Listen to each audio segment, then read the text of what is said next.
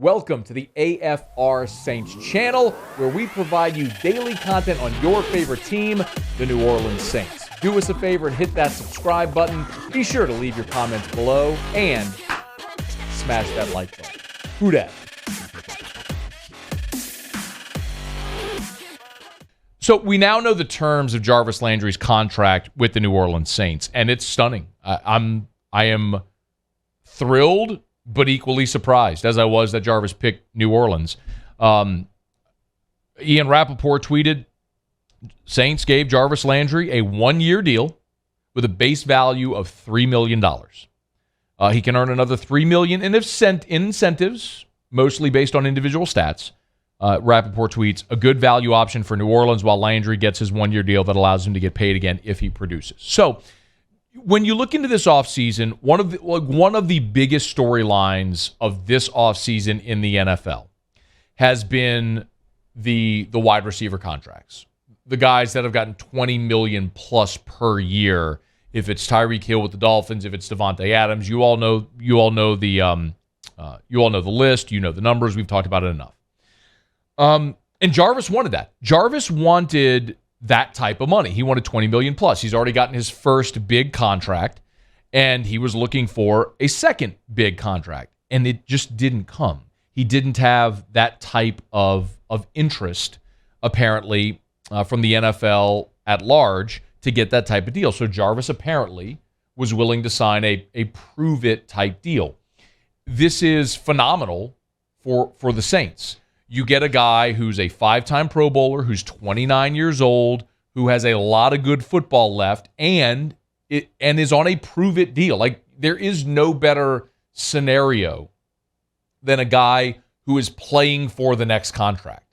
Think of Trey Hendrickson in his fourth year in New Orleans, right before he got the giant contract with Cincinnati.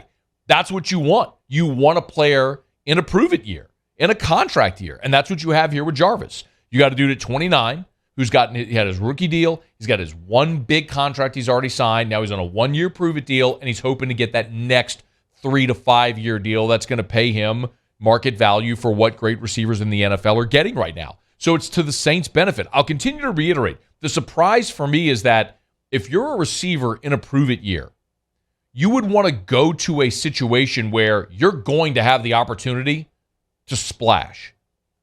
I sincerely hope that's the case for Jarvis in New Orleans, obviously. I look at it, though, and I say, well, you got Mike Thomas, healthy now. You got first-round pick in Chris Olave. Alvin Kamara is going to get his targets. Sean Payton isn't here anymore, so there is a variable of unknown within what this offense will look like. And Jameis Winston's coming off of an injury, so we really don't know how he's going to be coming off the injury.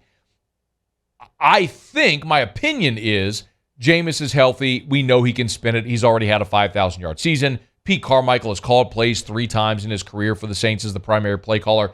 Each of those years, the Saints were top 5 in the NFL in offense.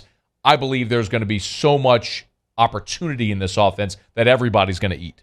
I think it's going to look a lot like what the Rams did last year when you had Woods and Odell and Cooper Kupp, and you're just going to have a lot of dudes who on a given day, it's going to be their opportunity. I think that's kind of what the Saints or the Bengals last year, I think that's kind of what it's going to look like. So I think it's going to be fine. But if you're Jarvis and you're thinking financially and you're thinking about your professional opportunity, it would make sense that there's another spot. I mean, I would imagine that any of the teams we talked about, Atlanta, Baltimore, Green Bay, any of those places would have been happy to give Jarvis Landry a one-year, $3 million deal. But there's also the question of you never really know the allure of being home and what that means for a player to be able to play at home and to be close to family. And Jarvis has that opportunity here.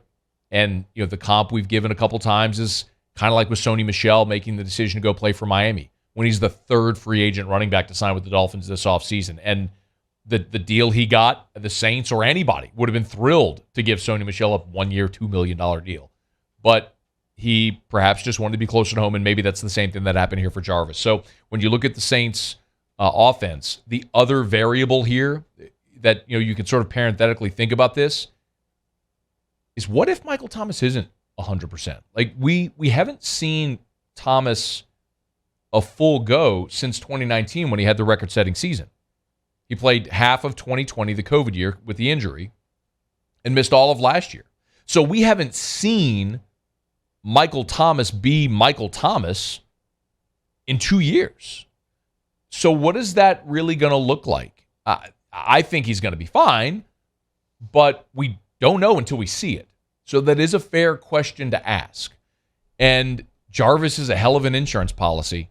If you want that guy who's unafraid of going over the middle, got a great catch radius, strong hands, comes up with everything within 15 yards of the line of scrimmage, can make a guy miss, put his foot in the ground and get separation. I mean, that's a great insurance policy if Thomas isn't the full go. So for so many reasons, this just makes a lot of sense. And if you look at Spotrac, they've got the Saints now with $12 million still in cap space. That's, of course, after they've signed their draft picks and now having added both Tyrann Mathieu and Jarvis Landry, both on low cap numbers this year. The Saints still have money to spend.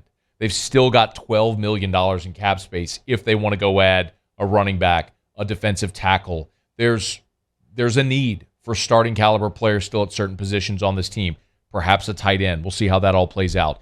But the way they've been able to work this offseason to add quality players at positions of need in team-friendly and cap-friendly deals has been really well done. And it's why I look at the Saints and the Vegas over-under at 7.5 on this team, and I'm just absolute. I can't place a bet quickly enough on the over, considering they won 9 games a year ago with 4 different starting quarterbacks. Yes, what will the loss of Sean Payton mean for this team? I don't know, and we'll see.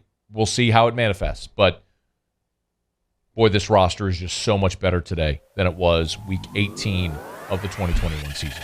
Hey, thanks so much for watching. Please leave your comments. I love to interact. And be sure to hit the red subscribe button below.